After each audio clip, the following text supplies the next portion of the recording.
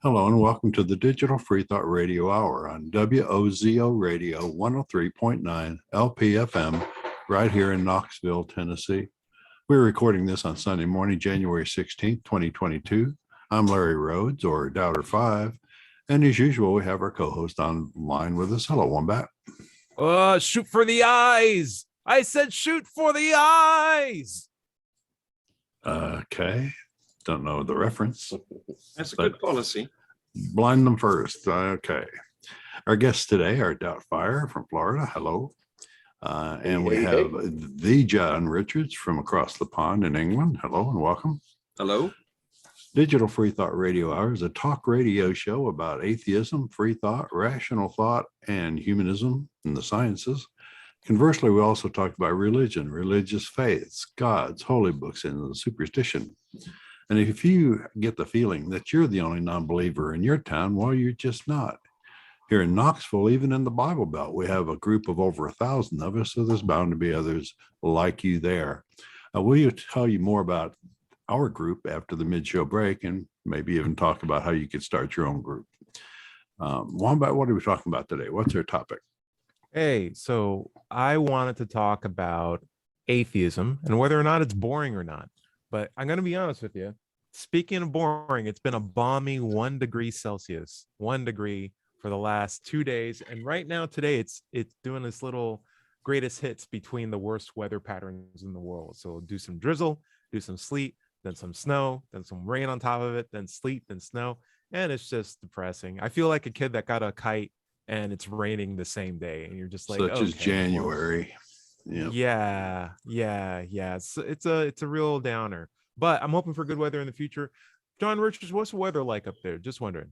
Well, we don't get snow in this particular part of the UK. So all I can report is that we've had it reasonably cold. Mostly here, it's between 10 and 20 centigrade. What's that in American? That's 40. We do Celsius. 40 to 50 Fahrenheit. Yeah. And occasionally it gets down to 0. And I actually had ice on the car a couple of mornings this week. Not on the ground, just on the roof and the windscreens. Mm-hmm. Okay. Air frost, not ground. So interesting frost. fact, we do use Fahrenheit and we do use Celsius. We use Celsius when we're making cupcakes. And then we make so many cupcakes here that it's a good reference for the weather. But we also understand Celsius too. We know 0 freezes, water evaporates. And then if it's ever 100, you're dead. So that's why we like the Fahrenheit system, where it's just like, 60s, 70s, jacket or long sleeve jacket. I don't know. We'll figure out. Scott Williams, all the way over in Florida. We also got George Buffalo joined us this morning. So welcome. Right. Back to Scott. What's your weather like over there? Florida. Weather is bipolar.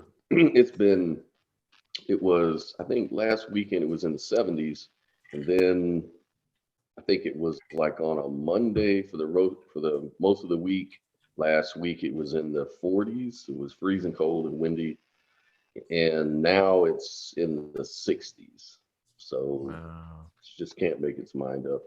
Well, that's still not too bad though. Yeah, really nice. 60s nice. Yeah, I take that. Larry, how it's cold? It's cold for us. Sure. Larry, how you holding up?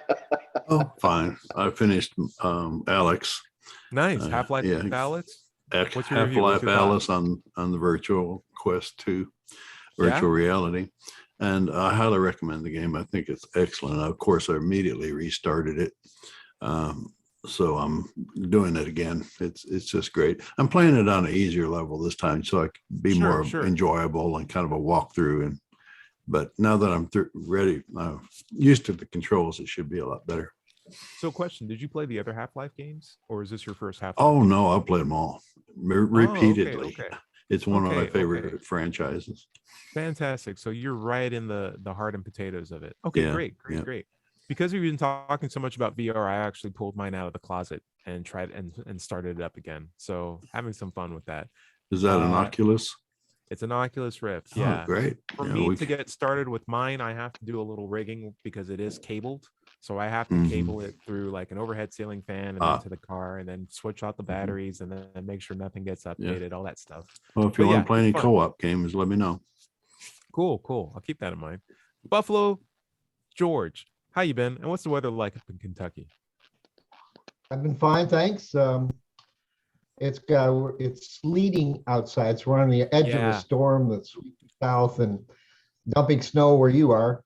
Yep. But it's half rain, half snow. It's about 30 to 32, and it's okay. That's 32 cupcake temperature units. So Yeah. cold. That's about Right. 0 degrees centigrade, as Mhm. John Richards would put it. I was planning on cooler version of shoveling itself. today, but I don't think I'm going to need to. No. You'll need a spoon, if anything. It's just slurpy, slushy outside. It's the worst. It's the worst kind of snow right now. So as soon as it happened this morning, I was just like, okay, I'm inside. We're doing the radio show and we're drawing for the most part today. But I don't mind it because I'm going to try not to stay bored. But unfortunately, I still have to be an atheist. So what am I supposed to do since atheism is so boring? We'll throw it up to John Richards. John Richards, do you think atheism is boring, and for what reasons do you or do you not think that's the case?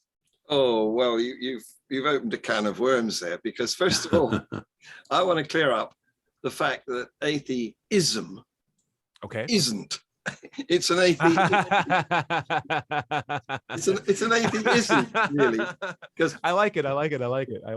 if you look at all the other words that end in ism, they are Hmm. ideologies. There's conservatism, radicalism, socialism, communism, libertarianism. They're all ideologies, but atheism isn't. It's a non-belief. Right.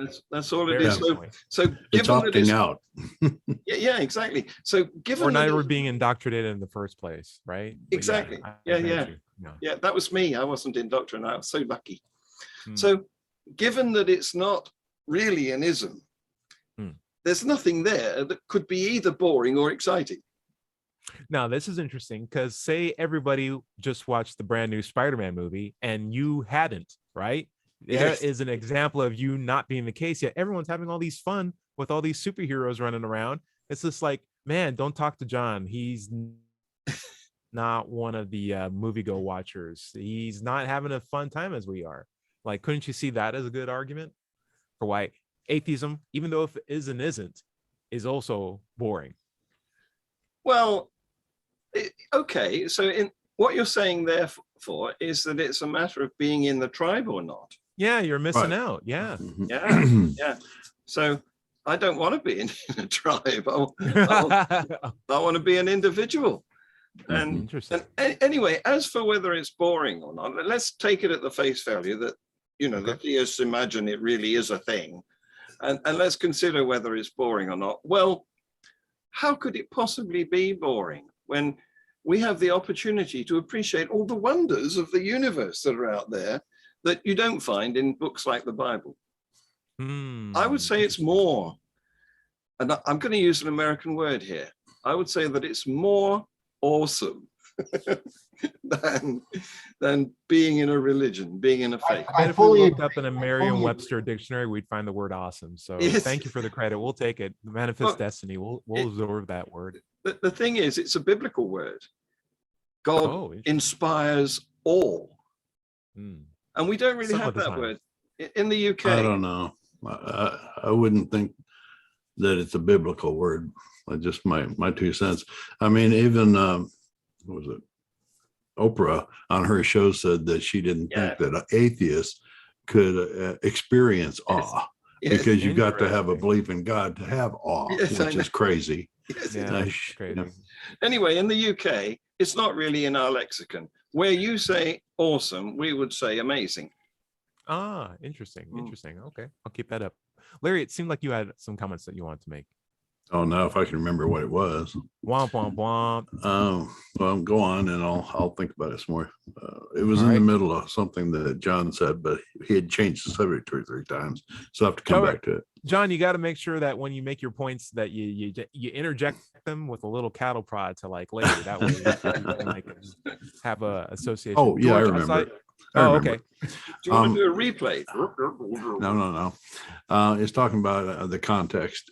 Atheism is, if you're with a bunch of atheists, atheism is boring. It's one of the things you don't really talk about too much. You say, you still an atheist? Yeah, I'm an atheist. And then that's the end of it. Then we start Very talking true. about holidays or family or sports or whatever.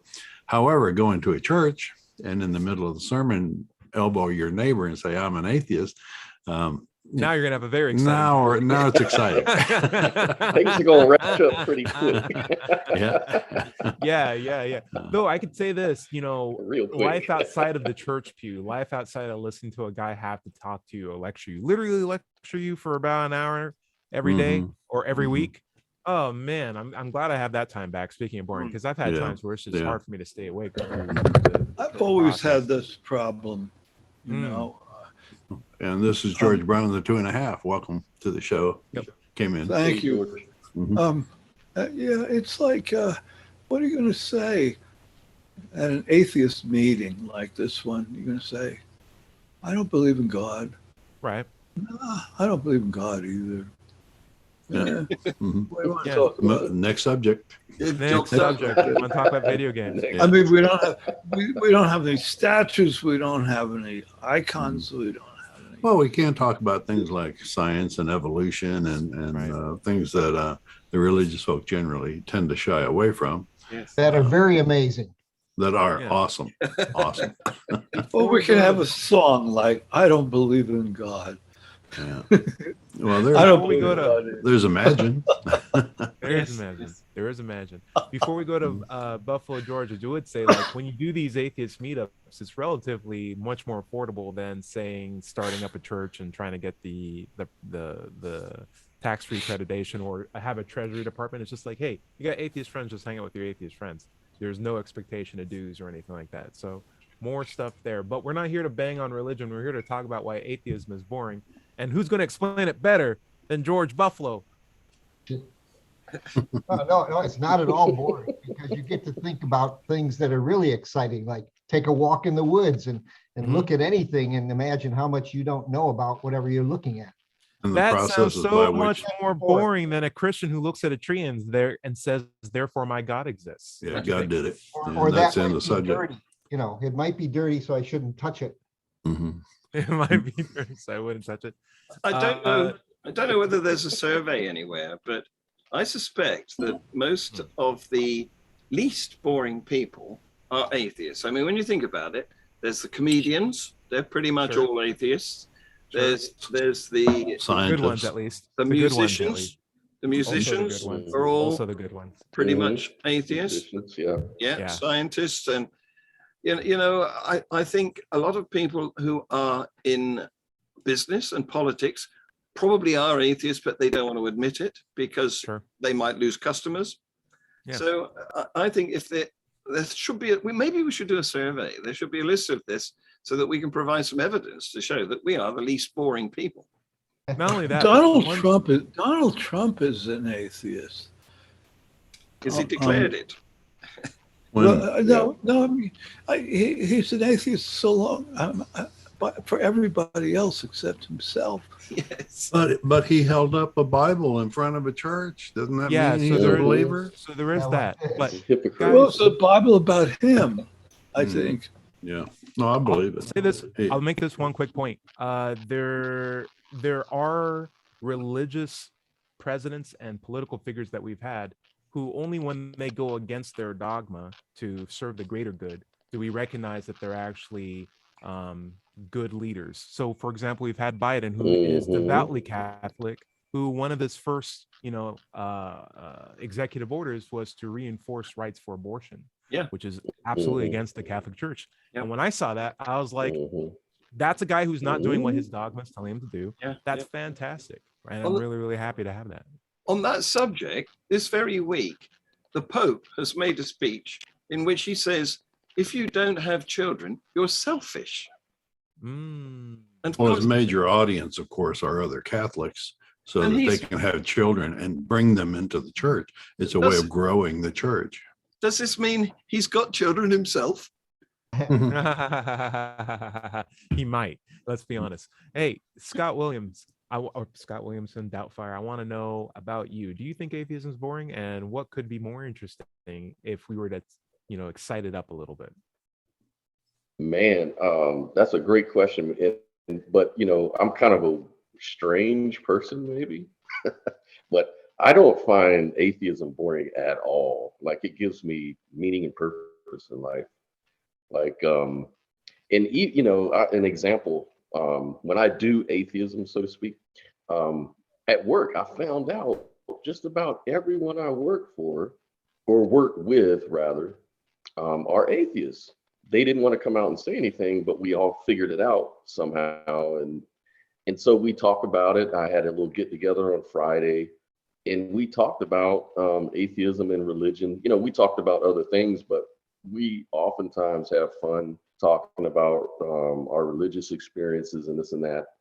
But so it's fun in that sense. And then I'm in these debate groups and I'm debating theists, and we're doing atheism on that level. So it's fun in that respect. And just as George was saying about appreciating nature. And then Tyrone, you asked, how could we spice it up, or how can we make it even better? As you know, I'm kind of a naturalist, or what you would call a naturalist pantheist or scientific pantheist.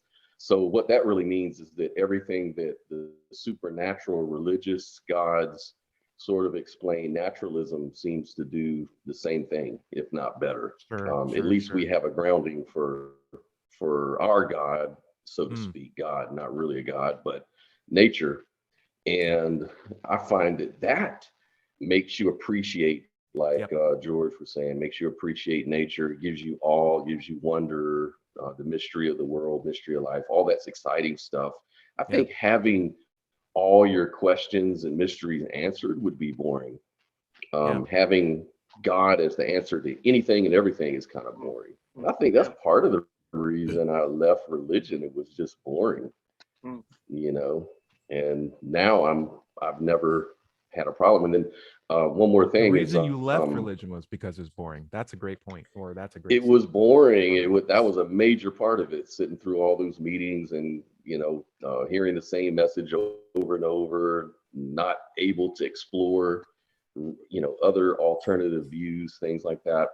That's boring. And then, a few years ago, as you may know, also. I used to think that Buddhists believed in God, and I used to always try to have that conversation with a Buddhist a priest, and he told me that Buddhists were atheists, and that threw me for a loop, and I was like, wait a minute, how does that work? And most Eastern religions are. Like Taoism, so he was saying Confucianism, all that.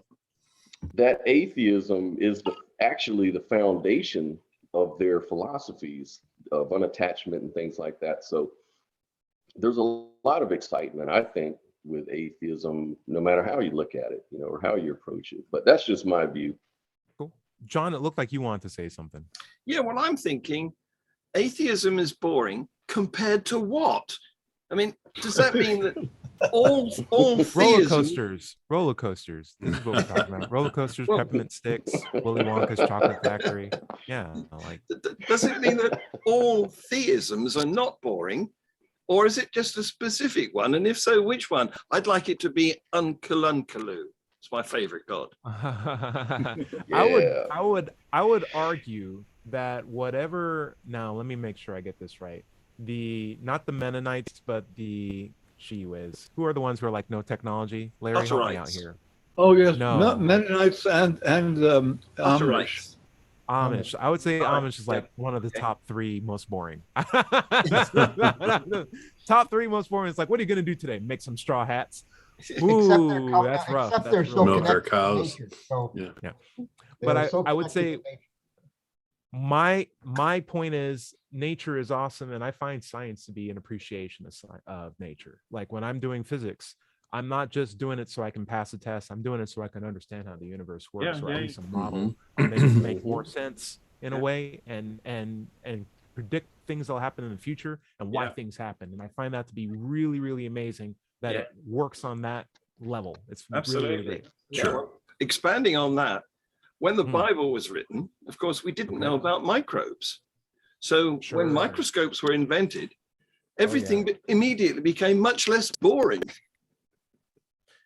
Much less mysterious. Yeah. I hear that. Yeah, when you remove the mystique, you can get it, but there's so much more crazy stuff about Yes. microorganisms Yes, that, unsurprisingly, even up to now, we're still, painfully trying to understand and convince other people of, right? I mean, we just got over the please wash your hands sort of curve over the last year. Now we're getting into vaccines. George Brown, so you are a natural atheist. You've never had the exposure to other things, but you have still a Jewish upbringing, and maybe we're exposed to other religions, at least, was it through festivals or holidays as you were growing up? Excuse me. I'm wondering. I'm One of coughing. the things you're fine. I know. One of the things I like about atheism is that I can celebrate other holidays from other religions without any baggage or worry that my God is going to be angry at me for doing that. Did you ever Well, have but the thing is, I don't know when to stand up and when to sit down in your church. They'll tell you. I never know, so I'm always embarrassed. And I was not brought up Jewish either. I was not brought up anything. I mean, you're my brought parents up as a Brooklynite, though, right? Well, Brooklyn's the biggest has got the biggest population in New York City, and everybody is different. I guess for some reason everybody gets along. Mostly, there are a certain amount of squabbling that goes on, and there's some fascists in New York City just to make life interesting. And gangs, they don't get along very well generally. But they're all snapping. They snap and they walk down alleys like this. So they're in New York. They're all okay. They're good dancers, though. They're great dancers. I'm not really awake enough to have much. I feel like a dormouse this morning. I just woke up, and at least I didn't have to use this thing to grind the coffee that you sent me, Wombat. You sent me coffee, Wombat. Now, someone may have sent you coffee on my behalf. I don't recall exactly. Look at this. I know you got some treats. I know. I want to see the walking cane eventually too, if you don't mind me. I didn't assemble it. Anyway, we're really happy that you're back, and you look a lot more healthy too. I'm gonna be honest with you. Well, it was interesting what we're talking about here, because where I live here, halfway between Knoxville and Chattanooga, there are 3 Mennonite communities, and I'm talking about horse and buggy Mennonites. Like the Amish, horses and buggies, black buggies, and, women who wear beautiful gray dresses and bonnets, and when you see the women at all, that is. And then there was the Mennonite who was cleaning my hospital room. And I asked her, what is that thing that you're wearing on your head? She was wearing a white handkerchief on her head. And she said, well, that's to remind me to pray. She said, I pray all the time. And I said, would you mind telling me what religion you are? And she said, I'm a Mennonite. Now, she's the other kind of Mennonite. We have them too. Those are the Mennonites whose church has a website. She said, we use electricity. And she asked me something, and I don't remember what it was she asked me, but my answer was, I don't believe in God. And she said, well, how can you explain the wonders of the human body and how all your organs work and things like that? I said, I used one of Larry's answers. I said, we don't know all the answers yet. Science hasn't figured them out, but they will. Or not. I'm also okay with that too. I like that. I like that one. I like that one too. Hey, Larry, we're getting near the end of the show. I will tell you this. How often does George's area get cleaned by that religious lady or that religious person? They do it a night, and it's a man, so it's a Mennonite. Larry. Oh, man. Go on ahead. There you go. That's bad. Take us out. Sure. This is I'm trying to keep it entertaining because we're just a bunch of atheists. What are you going to do? Boring. Yeah, we don't want to be boring. This is exactly. the Digital Freethought Radio Hour at WOZO Radio 103.9 LPFM right here in Knoxville, Tennessee. And we'll be right back after this short break. who's like, I'm the Bill Fish Company. It's like, I'm only open on Fridays though. It's like, great. My religion is now don't eat fish on Fridays because we don't like Bill. John Richards, why do you think dietary restrictions exist in religions? Big question. Take your time with the answer. Yeah, I've got a response to that. I think it's tribal. I think the intention behind it is conformity. It's to make people who are in your tribe eat together and not permit any invited guests from another tribe because they can't eat what you're eating. So that's the basis of it, to my mind. I mean, when you think that it's the same as taboos, isn't it? When you think about there's kosher for the Jews, there's halal and haram for the Muslims, and it's it's all about having something that's exclusive to you, and anybody who wants to come and share your table, and they've got to join. It's like an entry fee. Okay, that's good. Do you also think that there's a possibility that it's a good way to cover up mistakes? Like, for example, unleavened bread. I'm not to put Jews on the target here, but like maybe someone made that by accident and they're like, no. God wanted me to make it that way. And this is the way how we're going to have to eat it from now on. Sorry, guys. That's it. It's matzah. It's not my bad. It's matzah. I meant to do that. Like, but it should be yeast. It should be a bunch of, no. It's supposed to be hard and like a rock. George Brown, what do you think? I think matzah is the most unappetizing thing in the world. It's almost as appetizing as a veggie burger, which is another topic we were going to talk about, wasn't it? George Brown, why don't you head up? Tell us about veggie burgers. Sure. I don't have much to say. I mean, I've gotten into eating tofu before I moved here, but I went to a restaurant called Hardee's. It's a chain here in these parts. In California, it has a different name, and I don't remember Carl's Jr. in California. Junior's? Oh, I don't know that either. Or Carl's Jr. Carl's Jr. Oh, Carl's Jr. Yeah. So they made a big deal about their wonderful veggie burger, and I thought, boy, I got to try that. And I went in, and man, I don't know how in the world did they make this stuff. It was like if you could moisten cardboard, that's what you'd have. So it tasted nothing like meat. Something they don't tell you like moistened cardboard. Veggie burger, if you didn't know, is chopped up different pieces of plants, but made with a glue to hold them all together again. And if you don't like the idea of eating, if you don't like the idea of edible glue, don't. You can stay away from it. It's a plant-based adhesive, but yeah, a lot of things are plant-based. Hey, George Broflo, what's going on? I disagree. I've had veggie burgers that I think are pretty good, and the first one actually was I can't believe it's not a burger, or I can't believe it's not beef. Was it one of the amazing amazing beef? Yeah. And I was actually sorry to see it be closed out. It was closed out because it wasn't popular. It wasn't selling, and of course, it started out at being about $1 more for a hamburger than if it was a beef burger. So you got to separate the marketing factors and economic factors before you analyze how good it tastes and so forth. But I know a number of my colleagues who are actually involved in the research of alternative meat. Some of them are using a soybean protein that's been modified to give the red color of blood, and that's incorporated. And there's a lot of flavor compounds that are going into it. It's a very, it's a big business right now, and as far as I know, and my taste, they're getting closer and closer. So that if you went in a restaurant and you sat down and you had one of these things, you wouldn't be able to tell the difference. So it's definitely a thing of the future.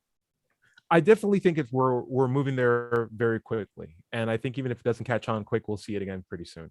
But I like the idea of showcasing what beef could taste like to people who religiously can't eat beef. So, for example, if you're a Hindu and you see the Amazing Whopper, here's an opportunity to know what beef tastes like. Now, this is also something that I know. I have a family member that's in Pakistan who is Muslim, and she had the opportunity to eat turkey bacon, which is halal. in a sense, it doesn't really apply in that case. But she chose not to because she's like, well, why should I even try to taste what bacon tastes like?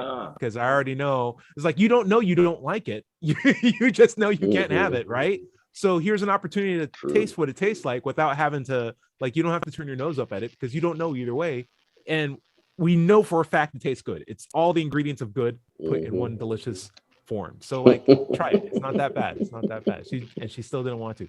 So there's a mental hang up either way. Yeah. George, go for it. Another aspect, of course, is that a beef generates about 100 times as much CO2 in the process of making its meat. It uses 10 times as much water as raising any other critter. And of course, it farts and belches at both ends, and that's methane. So as far as the nature is concerned, environment is concerned, they are the worst possible food in terms of generating or accelerating climate change. Any ruminant animal, and so chickens aren't nearly as bad. Pork's not really that bad, and it all has to do with the bacteria that they have in their guts, and how much resources they consume to produce the meat.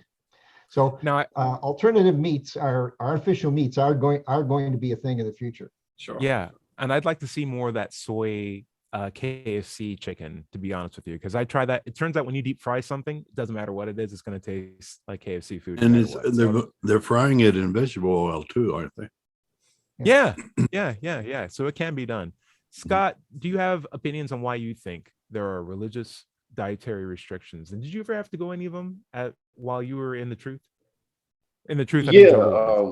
Yeah. When I was in the truth, when I was with JWs, we couldn't eat blood products, so anything like that.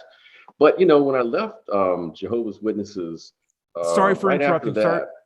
Sorry for interrupting. But what does that include? Like, because a lot of people make the misconception that red hemoglobin that comes off of meat is blood, when it in fact is not. John Richards, you would support me in the idea that hemoglobin, the red stuff that comes off of red meat, is not in fact blood. George, would you agree with that? John, would you agree with that? Can I get some biochemists? No. To support me? That is the case. That is factually the case, that it is not blood. If you put that into a bloodstream, it's not going to serve because it doesn't have the same things. It is protein. It's proteins in plasma, but it is not blood. Yeah, so it's not the full. It's not the full. The full. What's the expression? What are those dancers? The full Monty. It's not the full Monty of blood. Yeah. It is essentially a red muscle cell that has been dehydrated and all the liquid has come out. And you're not eating blood. You're just having cytoplasm that is tinted red. And it looks the same, but it is in fact not the same. And it's delicious, by the way. But Scott, the religious doctrine of Jehovah's Witness says you can't eat blood, but it can't recognize it scientifically. So they say any red liquid that comes out of an animal or any meat product is in fact blood. And that is not even factually true. So it's one of those weird things that really... Yeah, they talk about... they would talk about don't eat blood sausages, stay away from stuff like that. But that's, it's baloney. But when I left, those it's baloney. Literally. When I left JW's, there was a book, and this goes right into this, where we're talking about why the dietary restrictions. There was a book by, at the time, was a leading anthropologist. I think his name was Marvin Harris. And he came up with a book called Cows, Pigs, Wars, and Witches, The Riddles of Culture. And what he would do is he would ask, among other things, like, why do we have wars and witches, burnings and things like that in ancient times? But also, why do Hindus not eat cows? Why do Jews and Muslims refuse to eat pork? And he would give answers about human behavior, showing that no matter how bizarre a person's behavior may seem, it always seems to stem from some identifiable and intelligible source. And it would just be cloaked in some religious language or some religious coding. And so that's another perspective, but that's maybe it's more of a systemic thing. I don't think it's really conscious on the minds of the religious, of course. I didn't know about it. Sure. They're just told, don't do this, don't do that. This is, God don't like it, blah, blah, blah. So, John Richards. but there may be, Well, it's pretty likely that some of these taboos originated for health reasons, isn't it? I mean, in the days before freezers and refrigerators, stuff went off very quickly.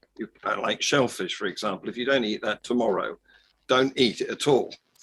And something else would be pork or meat, pig products, because in the olden days, most pigs were infected with bladder worms that they started in the gut, but then they burrowed into the flesh. And if you ate them, you got them. And sometimes they would burrow through your body and end up in your brain, which wasn't a good idea. Nope. So that's another reason that historically may have started the trend of avoiding pig meat. Of course, nowadays it's not applicable because we worm our pigs. They don't suffer from that disease. And we've got brilliant ways of keeping meat fresh. So eat pigs. It's delicious. And we cook it well. We understand the necessity for cooking it well. Yes. But think about it in this way. We have, for example, cultures that do not eat beef, while it is based on religion, is with full understanding of the fact of, we know it's safe to eat. Like, we're not under no suspicions that we'll be under any harm if we eat this beef. It's that we hold this animal sacred. And even though there's billions of people in our country, we have chosen not to eat this particular meat product. We've made that conscious decision as a group. Do you think that falls under the same tribalism that you were talking about before, or is that a detriment to the culture? Or because there are people starving, right? I would put it in the same category. I mean, what is sacred anyway? What does that mean? It's just an alternative word for taboo, isn't it? Well, at the time of famines in India, cows were the form of food at one time. And then at that particular time is when the tradition of not eating the cow came in vogue. And you would think, well, why is that? If they're starving, why wouldn't they eat the cows? Well, what they realized was cows also give you milk. And if you kill all the cows, you're not going to get any milk, and then you're really in trouble. So they kind of thought, let's make the cows sacred. We need them for the milk, and let's honor the cow instead of eating them, because then we'll be dead. And not only that, but they generate really great fertilizer. So like, if you are making a bunch of tea, or if you're making a bunch of other stuff and crops that you need to sell to other places, you need fertilizer to be able to do that. And here's a great resource for it, and it doesn't work when they're dead. And some Hindus regard their urine as medicine. They drink the cow urine. Everyone has a best friend who thinks that too. So yeah, it's not that far away. Hey, what's up, George Brown? It's all a bunch of BS. There you go. Very, very nice. Hey, I want to talk about people eat clay. You ever heard of idea, eating clay? I've heard of that as well. Yeah. But the idea, and John, you were alluding to this before, that people do it people do certain things because they're biblical. And that goes back to whether or not there's certain beliefs because they think atheism is boring, or because of dietary restrictions. They do it because of biblical reasons. Larry, I have this very confident belief. I wouldn't say I'm 100%, but I'm saying I'm very, very confident that everything that is claimed to be biblical existed before the Bible. And if that's the case, why are we why are we giving credit to the Bible? Yeah, the Bible didn't come into existence until like 300 AD. Up until then, there were just individual stories that were told around the campfire, told in tribal meetings, written down into chapters and then later assembled into books. As a matter of fact, there are a lot of these books that were never made it into the Bible that used to be part of Jewish religious ceremonies and teachings. It's just the Council of Nicaea in Rome. Yep. Yeah. Sat down with a bunch of people and decided which ones were actually holy. Yeah. And the Word of God. And throughout all the other ones, the Gnostic Gospels are a good example of that. So, yeah. I'm thinking about the history of what you can eat and what you can't eat according to religions. I think it's a mishmash of what we've all been talking about. I think it's us versus them, the way of identifying us.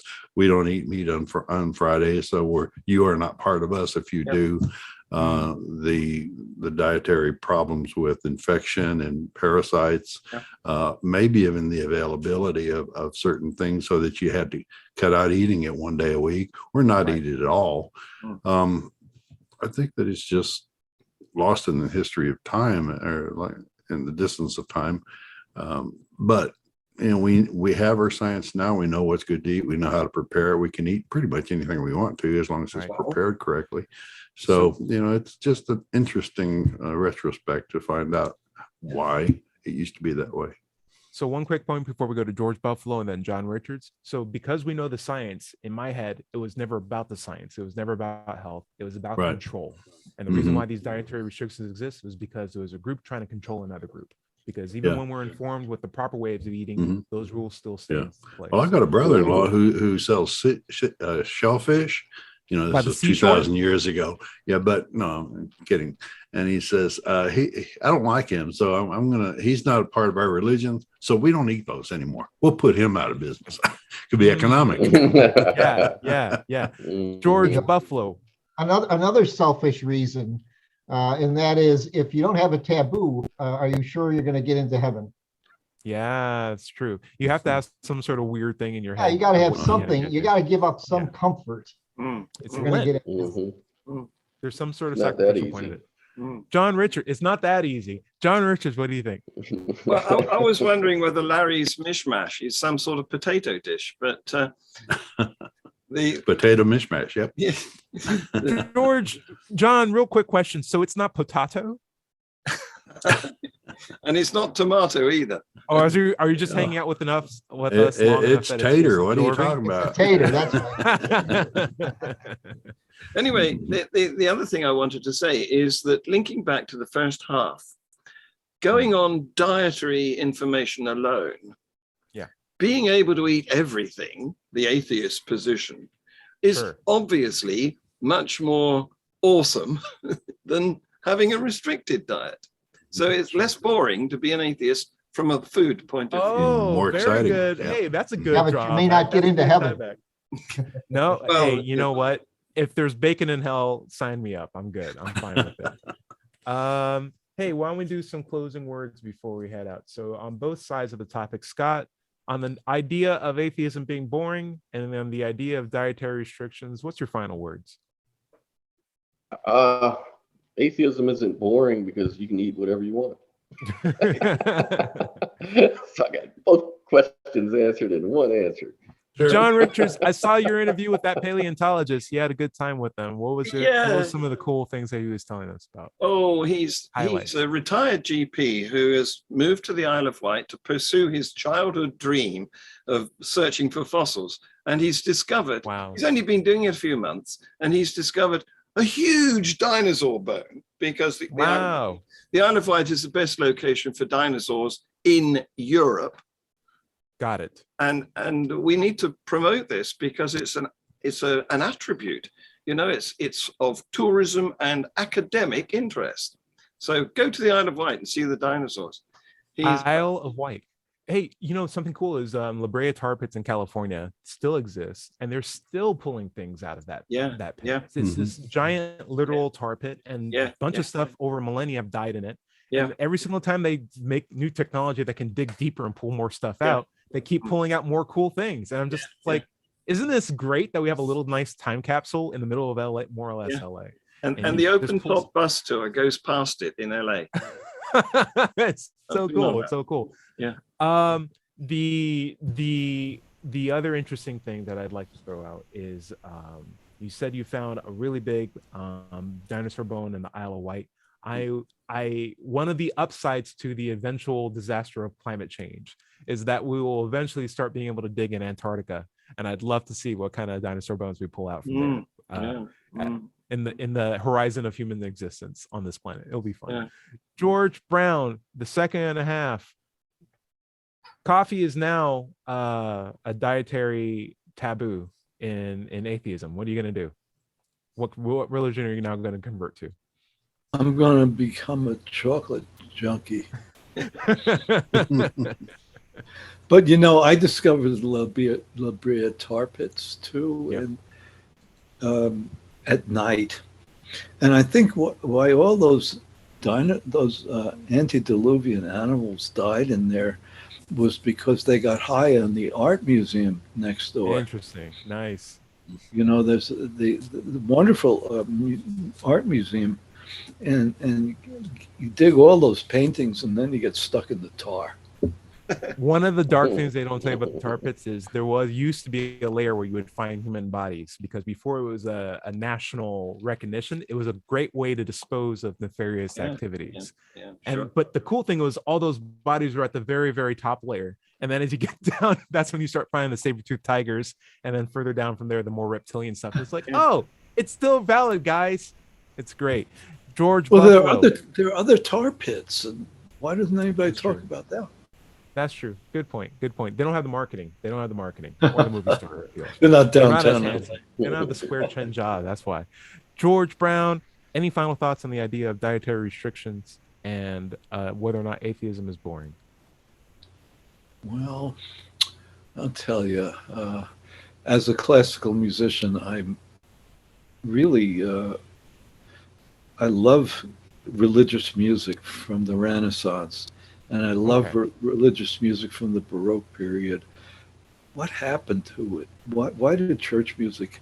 I'm not talking about the Black Church here, which has really great music, but all the other churches, it's just their music got so bland and boring. I don't get it.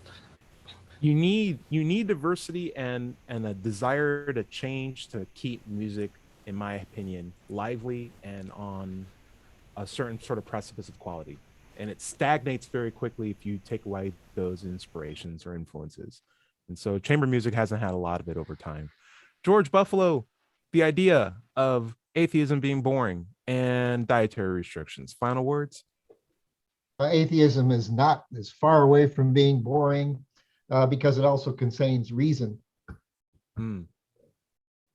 And dietary restrictions, no, except I don't want to be the first one to try something that hasn't been tried before. Sure. I'll let you get away with saying atheism contains reason. I kind of like what John Richards was saying, that atheism really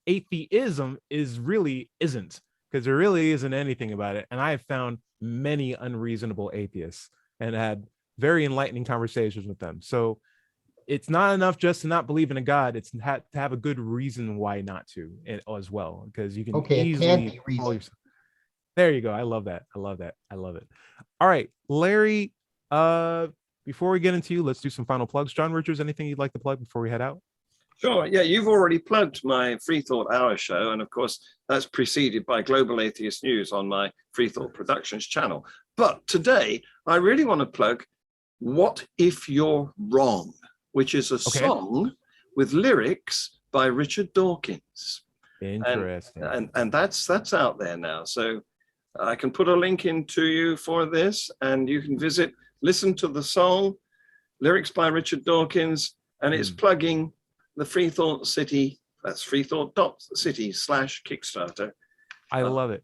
And the idea that it's not a religious person asking an atheist, what if you're wrong? Because I hate getting that question. It's asking it's based on person. That. It is based I know, but it's a nice little tongue-in-cheeky British sort of like, hoo-hoo, haha, gotcha, I'm very clever sort of a turn around, and I love it. Scott Williamson, anything you'd like to plug? I know you got that new music channel coming out. Oh, yeah, I've got a new music channel called Electro Live, and I'm just throwing up a lot of videos, and hopefully we'll be shining a light on other artists as well, not just myself, but I'm just starting somewhere with it, see what happens.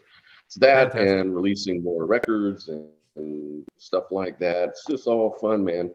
Keep atheism fun. Nice.